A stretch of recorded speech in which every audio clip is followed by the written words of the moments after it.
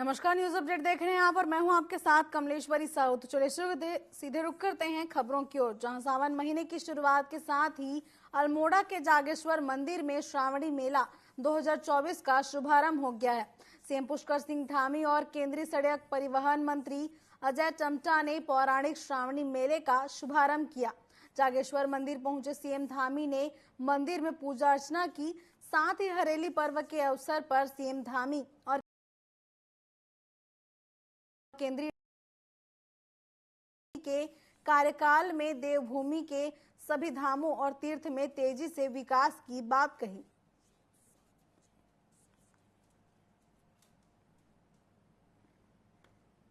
आज बहुत तेजी से माननीय प्रधानमंत्री मोदी जी के कालखंड में सबका नवनिर्माण हुआ है, पुनर्निर्माण हुआ है, सबका मास्टर प्लान बना है। एक योजनागत तरीके से विरासत और विकास दोनों को आगे बढ़ाया गया है। जहां महाकाल लोक उज्जैन में आज एक नए स्वरूप में आ चुका है। काशी विश्वनाथ कॉरिडोर हो, भगवान राम का अयोध्या में मंदिर हो,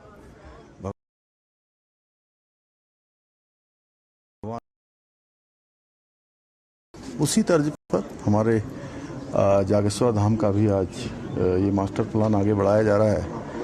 और निश्चित रूप से इससे आने वाले समय में हमारे यहाँ पर बड़ी संख्या में तीर्थयात्री, श्रद्धालु, भक्तगण आने वाले हैं। और उस समय जब संख्या अत्यधिक हो जाएगी तो उस समय में लोगों को अच्छे दर्शन हो, उनकी यात्रा अच्छी हो। उत्तराखंड में हरेली पर्व बड़ी ही धूमधाम से मनाया जा रहा है। वहीं पुष्कर सिंह धामी ने माला देवता नरसली में जाकर इस पर्व की शुरुआत की और पौधारोपण किया। उन्होंने कहा कि हरेली पर्व हमारी प्रकृति के संरक्षण का और प्रकृति की संरक्षण का महापर्व है। इसी के तहत हमने शहीदों की याद में 5 पौधे रोपित किए हैं, जिन्होंने देश के लिए अपने प्राण न्यौछावर कर दिए। इसी के साथ सीएम धामी ने प्रदेश की जनता से अपने आसपास वीर शहीदों के नाम पर 5 पौधे लगाने की अपील की है।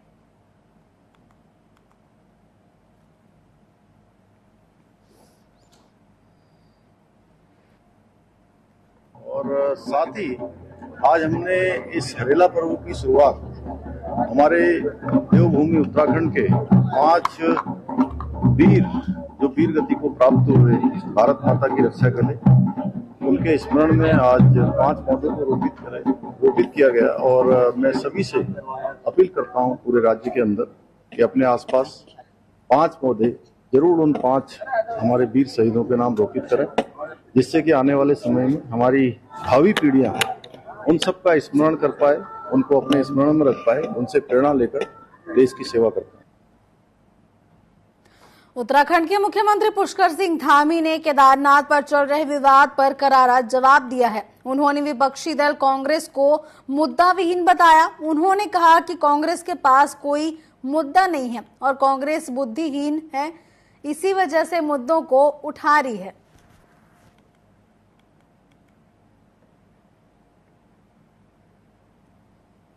देखिए, कांग्रेस के पास कोई मुद्दा नहीं है और कांग्रेस मुद्दा विहीन है, इसलिए बेवजह के मुद्दों को तान देती है। जबकि उसमें पहले ही कह दिया गया है कि जो केदारनाथ धाम है वो केवल केदारनाथ नहीं हो सकता है। मंदाकिनी सरस्वती के तट पर उसके बीच में जो हमारा धाम है, जहाँ पूरे देश दुनिया की आस्था है, वही धाम है। अन्य स्थानों पर मंदिर बनते रहेंगे। दिल्ली में बन रहे केदारनाथ मंदिर को लेकर विवाद बढ़ता चला जा रहा है। विपक्ष के सवालों पर सीएम धामी ने कहा कि ज्योतिर्लिंग सिर्फ एक नहीं है जो केदारनाथ में मौजूद है, जबकि प्रतिमात्मक मंदिर कई स्थानों पर बनाए जाते हैं। उन्होंने कहा कि धाम केवल एक ही है जो उत्तराखंड देवभूमि में है। बद्रीनाथ केदारनाथ मंदिर समिति के अध्यक्ष अजेंद्र अजय ने भी इस मामले में अपनी बात कही है।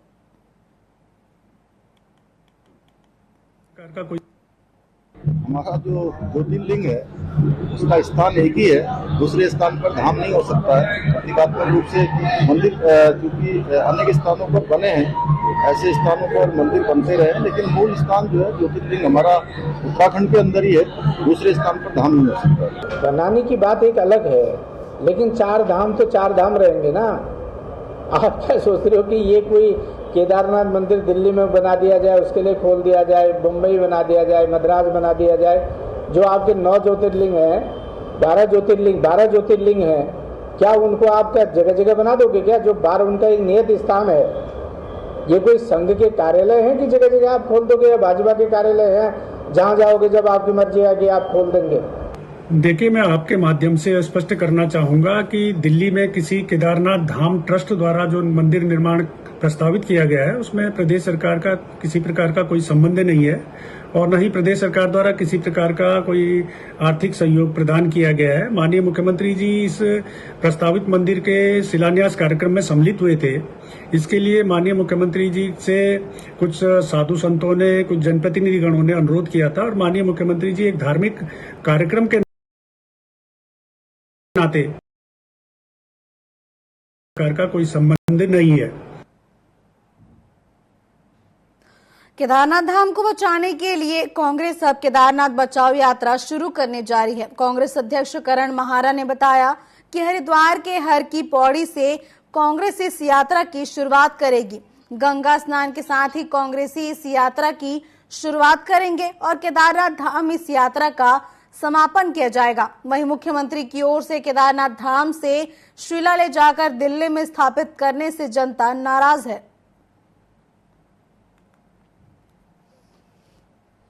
केदारनाथ बचाओ यात्रा यह है।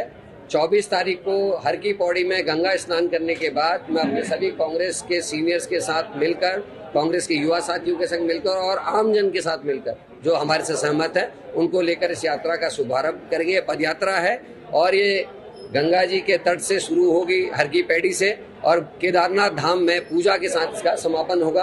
कितने दिन लगेंगे, कहाँ कहाँ इसके पड़ाव होंगे, किस दिन हम पैदल किलोमीटर चलेंगे, वो सारी सूचनाएं आपको प्रोग्राम के साथ भेज देंगे। देहरादून में भाजपा की विस्तारित प्रदेश कार्यपालक समिति की बैठक आयोजित की गई। साथ ही बैठक में प्रदेश के मुख्यमंत्री, बीजेपी के केंद्रीय नेता और कई वरिष्ठ नेता भी मौजूद रहे। बैठक में आने वाले समय के लिए रोड मैप की रूपरेखा तैयार की गई है। इसके साथ ही पहले हुए चुनाव और कार्यों की समीक्षा की गई। इस मौके पर प्रदेश प्रभारी ने बताया कि कल से हरेला पर्व शुरू हो रहा है, जिसको लेकर प्रधानमंत्री ने एक पेड़ मां के नाम अभियान लगाने का संदेश दिया है। साथ ही अपने मां के नाम पेड़ लगाने का भी संदेश दिया है।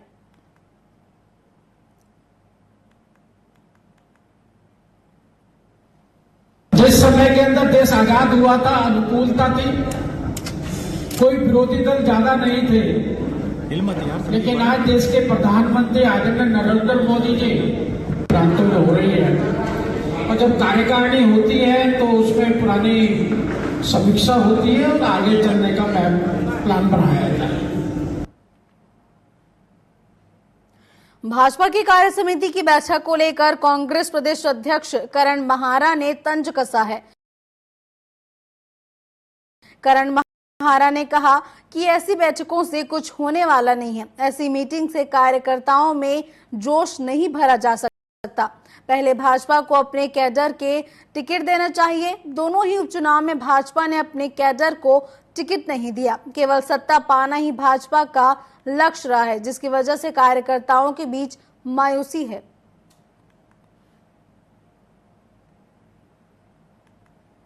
ये उनका अपनी पार्टी का अंदरूनी मैटर कहना नहीं चाहिए, परंतु जोश भरने के लिए मीटिंग करने से अच्छा था कि अपने कैडर को वोट देते। उपचुनाव में दोनों में बीजेपी के कैडर को वोट नहीं दिया, टिकट नहीं दिया। राजेंद्र भंडारी कांग्रेस से भाग के गए और बडाना जी कहां से आई आप सबको पता है। तो ऐसे में मुझे लगता नहीं कि किसी बैठक से, कार्य समिति की बैठक से कार्यकर्ताओं को उत्साहवर्धित होगा। भाजपा सरकार के केंद्रीय ऊर्जा मंत्री मंगलवार को टिहरी पहुंचे। इस दौरान उन्होंने एशिया के सबसे बड़े टिहरी डैम का निरीक्षण किया। साथ ही टिहरी झील में बोटिंग का आनंद भी लिया। इस दौरान उन्होंने कहा कि आईबी की रिपोर्ट के बिना टिहरी बांध में कोई भी आवाजाही नहीं होगी, क्योंकि सुरक्षा सर्वोपरि है। उन्होंने कहा कि मुझे ऊर्जा मंत्री बने 1.25 महीना हो गया और अब सभी बांध का परियोजनाओं का निरीक्षण और अवलोकन करने के लिए निकला हुआ हूं। उन्होंने ये भी कहा कि टिहरी डैम से पहले ही बिजली का उत्पादन हो रहा है, साथ ही पीएससी प्रोजेक्ट का भी निर्माणाधीन है। वहीं अगस्त में पीएससी के 2 पंप शुरू होने की बात कही है।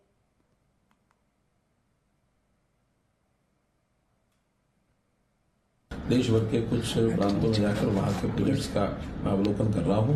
उसी में उत्तराखंड का ये जो टिहरी डैम है, बड़ा प्रेस्टिजियस डैम है। इसमें जो पावर जनरेशन है वो तो पहले से चल रही है, लेकिन पीएसपी का जो प्रोजेक्ट है वो अनुमानाधीन है और उसमें से अगस्त में इसके जो 2 पंप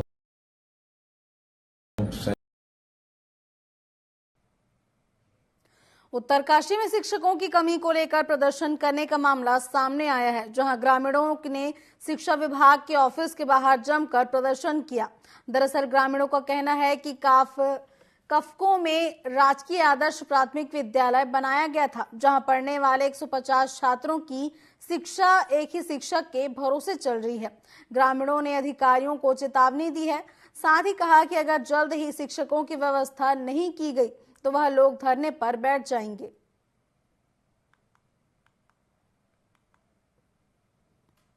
हमारे यहाँ पर कम से कम 150 बच्चे हैं और मात्र भरोसा एक शिक्षा मित्र देख रही है पूरा। तो मेरा सरकार से भी निवेदन है, शिक्षा अधिकारी से, जिलाधिकारी की हम अभी मुलाकात की है कि यहाँ पर तत्काल टीचरों की व्यवस्था बनाने का कष्ट करें। हम विभागों के चक्कर काटते आ रहे हैं, कोई भी टीचर वहाँ पे नहीं भेजा गया, नहीं उस तरह की शिक्षा दी गई, लेकिन ना मात्र पे उसको मॉडल स्कूल किया गया और उसके बाद न टीचरों की व्यवस्था है, न कोई वहाँ 4 दीवारी की व्यवस्था है, कुछ भी व्यवस्था नहीं है। इसलिए हम कई बार यहाँ पे खंड शिक्षा अधिकारी से और जिला शिक्षा अधिकारी से कई चक्कर मार चुके हैं। आज डीएम साहब से भी हमारा सिस्टम मिला, अगर 15 तारीख तक ये व्यवस्था नहीं हो पाती तो हम फिर यहाँ पे बच्चों से धरने में बैठ जाएंगे। हल्द्वानी में अखिल उद्योग व्यापारी मंडल संपूर्ण भारत के बैनर तले शहर के वरिष्ठ व्यापारी नेताओं ने बैठक के साथ एक भव्य स्वागत कार्यक्रम आयोजित किया, जिसमें शहर के व्यापारी और नेताओं के साथ ही गणमान्य लोगों ने भी अपनी भागीदारी निभाई। इस दौरान व्यापार मंडल के नवनियुक्त प्रदेश अध्यक्ष विशाल शर्मा का स्वागत किया गया। वहीं स्वागत कार्यक्रम से गदगद होकर विशाल शर्मा ने सभी का आभार व्यक्त किया है, साथ ही विश्वास दिलाया कि व्यापारियों के साथ वे हमेशा संगठन को भी साफ सुथरा और बेहतर बनाया जाएगा।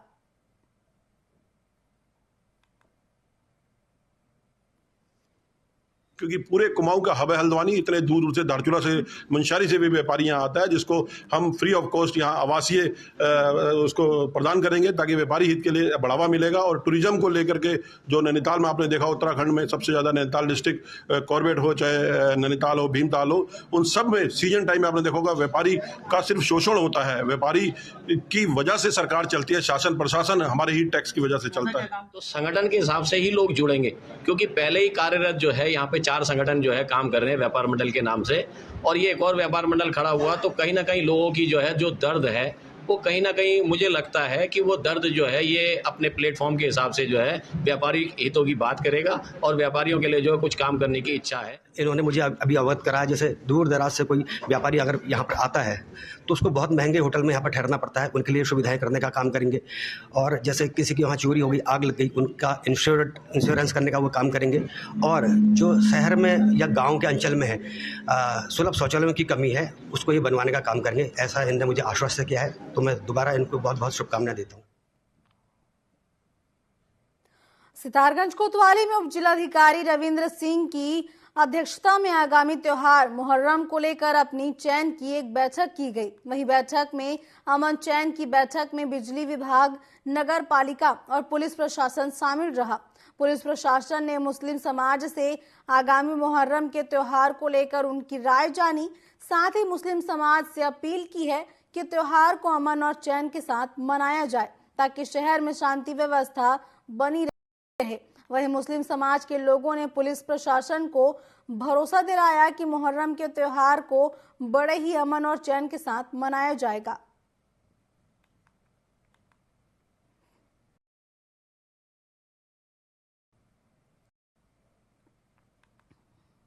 मुहर्रम आशूरा को लेकर के मीटिंग की गई है और जिसमें शांति और सुकून के साथ में मुहर्रम पर्व को मनाने की बात की गई है।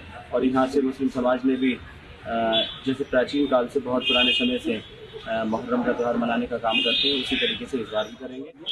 इसमें यही हमने निर्देशित कराया गया है कि जैसे कि के वर्षों में भी जो ये कार्यक्रम हुआ है वैसे शांतिपूर्ण और सौहार्दपूर्ण ढंग से निपटे, और उन लोगों के भी हमने व्यू लिए हैं कि जो लोगों के एक्सपेक्टेशन है उस पर भी हम खरा उतरें। तो इस बार हम उम्मीद करते हैं हर वर्ष की भांति इस बार भी शांतिपूर्ण ढंग से ही कार्यक्रम कर सकते हैं।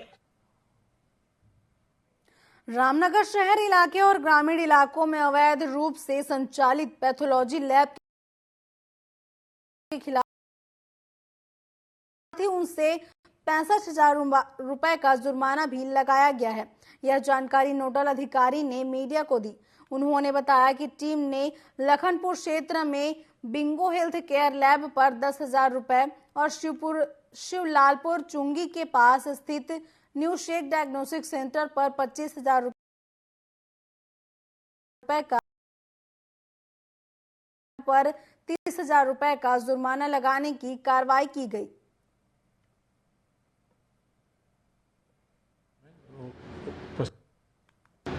आज भी पूर्व की भांति हमारी टीम ने जो लैब संचालित यहाँ पर हो रही हैं उनके निरीक्षण किया था, जिसमें पहला निरीक्षण हमने लखनपुर कोटद्वार रोड में किया था बिंगो पैथोलॉजी लैब के उसमें, जो मैक्स लैब का कलेक्शन सेंटर चला रहे हैं।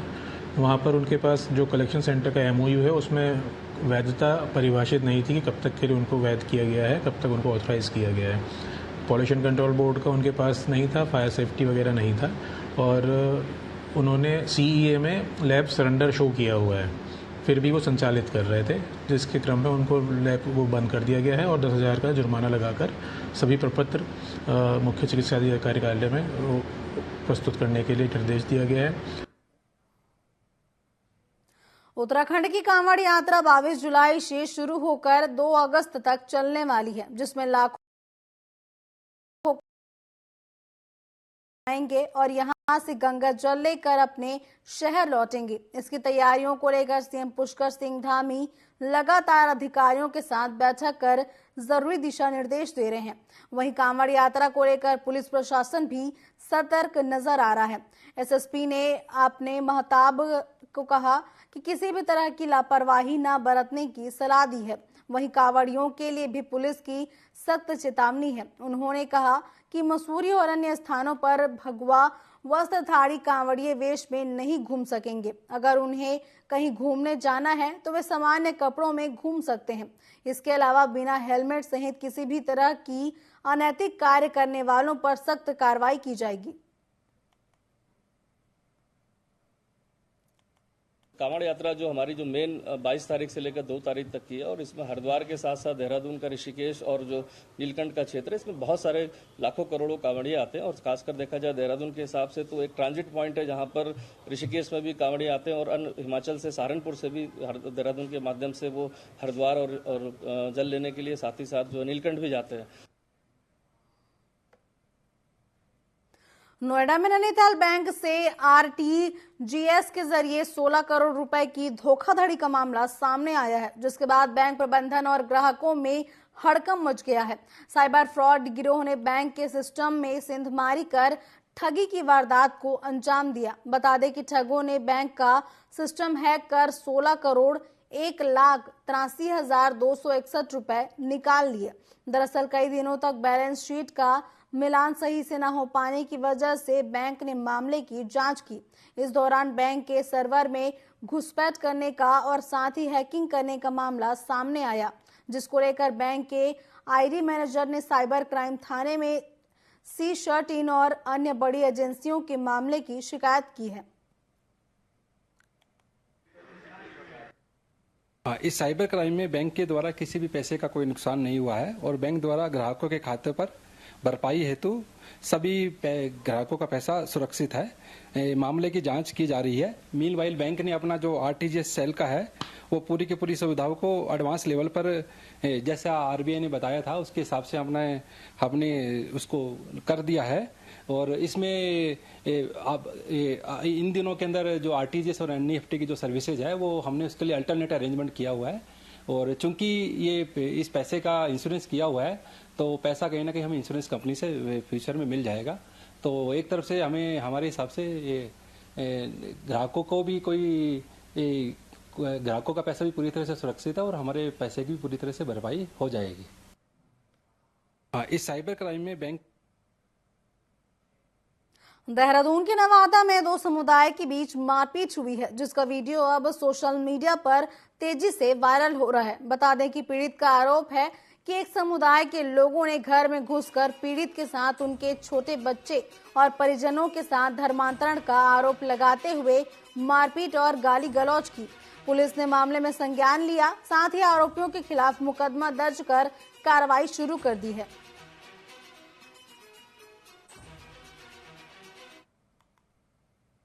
एक शिकायत कर आई थी जिसमें बताया गया कि वो वादनी द्वारा कि वो अपने घर में अपने महिला मित्र के साथ और दोस्तों के साथ बैठे थे वहाँ पर, और उस दौरान धार्मिक आरोप लगाकर कि धर्म परिवर्तन हो रहा है। इसको लेकर काफ़ी सारी भीड़ उनके घर में घुस गए, उनके साथ बदतमीजी करी और मारपीट करी। इस सूचना के आधार पर जब पुलिस वहाँ पहुंची तो कोई प्रथम दृष्टया ऐसा कोई धर्मांतरण या कोई ऐसी चीज़ वहाँ साक्ष्यों में नहीं मिली, और उनके द्वारा जो शिकायतकर्ता उनके द्वारा बताया गया कि वह किसी रिलीजन में विश्वास रखते हैं और अपने दोस्तों मित्रों के साथ बैठकर उस पर अपनी वो चर्चा करते हैं। और इसको देखते हुए जिस तरह से वहाँ पर अराजक तत्वों द्वारा जो घुसकर महिला के साथ बदतमीजी, मुकदमा पुलिस ने दर्ज कर लिया है। और साथ ही साथ इसमें जो प्राथमिक जांच में इस तरह की कोई बात अभी तक प्रकाश में नहीं आई थी। तो जिस तरह से धार्मिक तरह से रिलीजन कन्वर्जन की बात लेकर और इसमें संगत धाराओं में मुकदमा दर्ज कर लिया गया है। नैनीताल के बमेटा गांव में नहाते समय डूबे फौजी का शव बरामद कर लिया गया है। बता दें कि बमेटा गांव के पुल पर फौजी नहाते वक्त डूब गया था। फौजी को डूबते देख दोस्तों ने पुल में उतरकर उसे बचाने का प्रयास किया, लेकिन पानी अधिक होने से फौजी का पता न चल सका। सूचना मिलने के बाद एनडीआरएफ, एसडीआरएफ और पुलिस दमकल विभाग की टीम मौके पर फौजी की तलाश में जुट गई थी।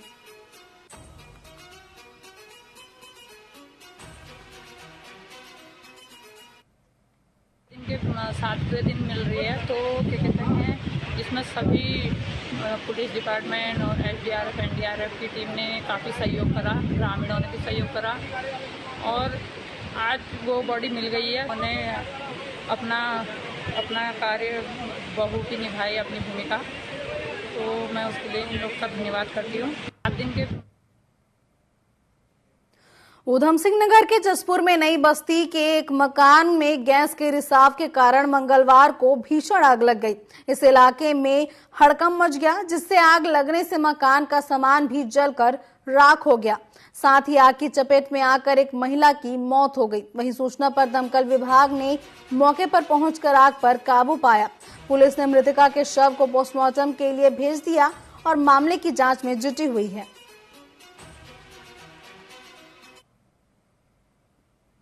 अब फायर ब्रिगेड गाड़ी तुरंत छोटी वाहन तुरंत गई और वहाँ पर मालूम चला कि मोहल्ला नई बस्ती रहमत नगर नहर के पास अमजद नामक व्यक्ति सन ऑफ रईस के घर में आग लगी थी। और आग लगने पर देखा कि अमजद खुद झुलस गया था आग बुझाते समय, और आग का लगने का कारण ऐसा रहा कि शायद उसमें गैस रिसाव था, क्योंकि हमने जब गैस सिलेंडर बाहर निकाला तो गैस सिलेंडर में भी वो था लीकेज, मतलब गैस रिसाव हो रहा था। उसे निकाला, अंदर उसके कपड़े और कुछ गत्ते सत्ते रखे हुए थे, उसमें आग लग गई थी। कुमाऊं कमिश्नर दीपक रावत ने हल्द्वानी में एसडीएम कोर्ट, सिटी मजिस्ट्रेट कार्यालय और प्राधिकरण दफ्तर में छापेमारी की। साथ ही कुमाऊं कमिश्नर की छापेमारी से अधिकारियों और कर्मचारियों में हड़कंप मच गया। इस दौरान कुमाऊं कमिश्नर ने कर्मचारियों के उपस्थित रजिस्टर को चेक किया और दफ्तर में नहीं पहुंचने वाले कर्मचारियों के बारे में जानकारी ली। कुमाऊं कमिश्नर ने कहा कि लोगों को नक्शों से संबंधित कार्यों में किसी भी तरह की कोई दिक्कत ना हो, इसका विशेष ध्यान रखा जाए। और देखिए, समय समय पे सीनियर ऑफिसर्स को, जो सबऑर्डिनेट ऑफिसर्स हैं, उनको देखने के निर्देश माननीय मुख्यमंत्री जी ने दिए हैं। विशेषकर कितने लोगों की उपस्थिति है, तो पहले तो मैंने यही देखा कितने लोग उपस्थित हैं, तो 3 लोगों का मुझे पता नहीं मिला जो एब्सेंट पाए गए, उन पे कार्रवाई के निर्देश दिए हैं। जब इंस्पेक्शन कोई हो रहा है तो उसमें विधिवत नोटिस, या फिर काम हो रहा शुरू हो गया है तो विधिवत जो सीलिंग है ये होनी चाहिए। अगर ये नहीं किया जा रहा है तो उसमें सीरियस कार्रवाई होगी। यहाँ पे भी ऐसा मामला मुझे मिला जहाँ पे कि इस तरह चीज़ें नहीं हो रही थी। और मैंने सभी मामलों में देखने के लिए कहा है, अगर भविष्य में कोई मैटर मेरे सामने ऐसा आता है जहाँ पे कि हम मात्र विजिट करके घूम फिर के चले आए हैं, तो इसको बहुत सीरियसली लिया जाएगा। और जो मामला आज मेरे संज्ञान में आया, उस मामले में मैंने अनुशासनिक जांच करने के लिए आपसे कहा है कि अनुशासनिक जांच करें, सुनवाई का अवसर दें, और जो भी उसमें अगर दोषी पाए जाते हैं तो अपनी ओर से दंड भी दें। न्यूज अपडेट में फिलहाल बस इतना ही। आगे की खबरों के लिए आप बने रहिए हमारे साथ। नमस्कार।